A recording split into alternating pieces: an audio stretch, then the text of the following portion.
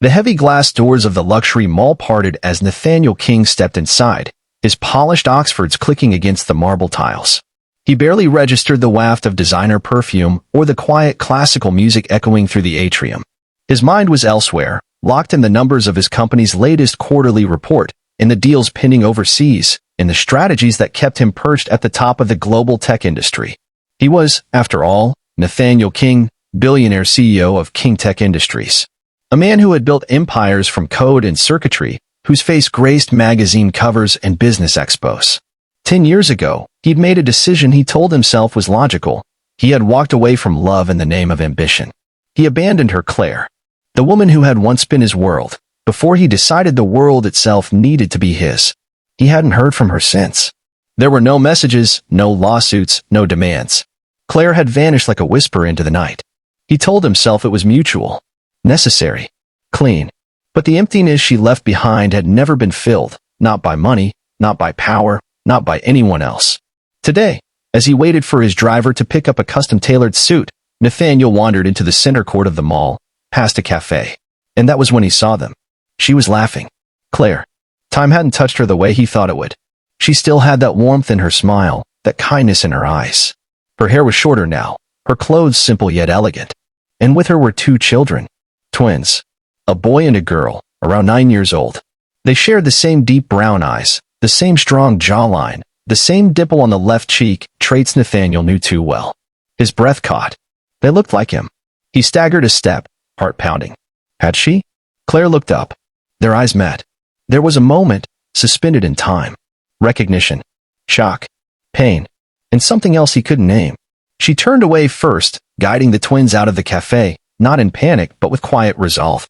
He followed, ignoring the questioning glances from shoppers, his legs moving faster than his thoughts. Claire. She stopped. He reached her with a dozen questions on his lips, none of which felt right. Are they? She nodded. Yes. Nathaniel felt the world tilt beneath him. Why didn't you tell me? Claire looked at him, calm. Because you made your choice. He had no words. Only regret. Claire's voice softened. I didn't hide them to punish you. I did it to protect them from the noise, the spotlight, the life you chose. The twins looked up, curiosity lighting their features. Kids, Claire said gently, this is Nathaniel. They studied him, polite but distant. Strangers to their own father. Nathaniel knelt before them, suddenly feeling less like a CEO and more like a man lost at sea. Hi. I'm... He stopped himself. He couldn't claim a title he hadn't earned. The girl tilted her head. You're the man from the magazines. He managed a smile. I guess I am.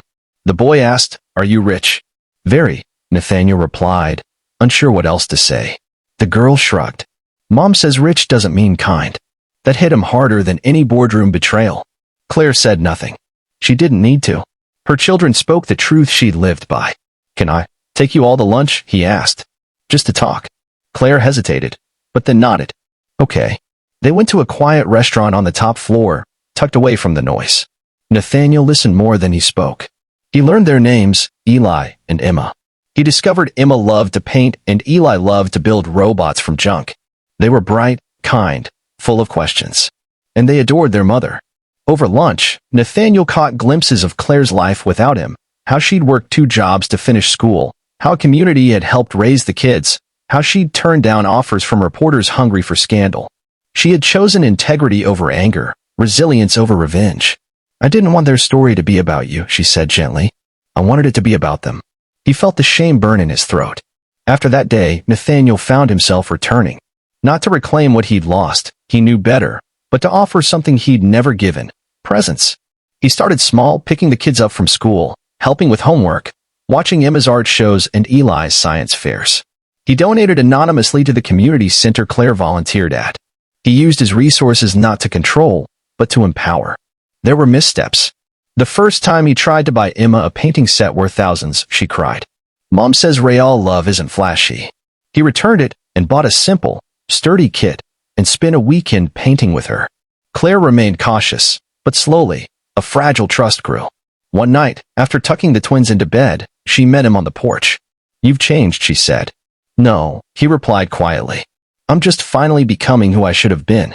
She nodded, tears glinting in her eyes. I never wanted revenge. I just wanted you to care. He did. more than he ever had. Years passed. The twins grew, their bond with Nathaniel deepening into something real.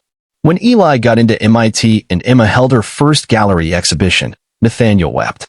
Not as a billionaire, not as a CEO, but as a father. On Emma's 18th birthday, she handed him a painting. It was of them all, the day they met. In the corner, she'd written, "Kindness is the bridge between the broken past and a healing future."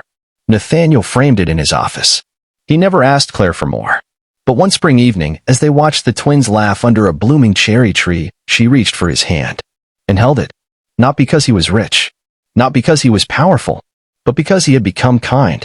And in that kindness, she saw the man she had once loved, returned not as a titan, but as a human being finally worthy of being loved back.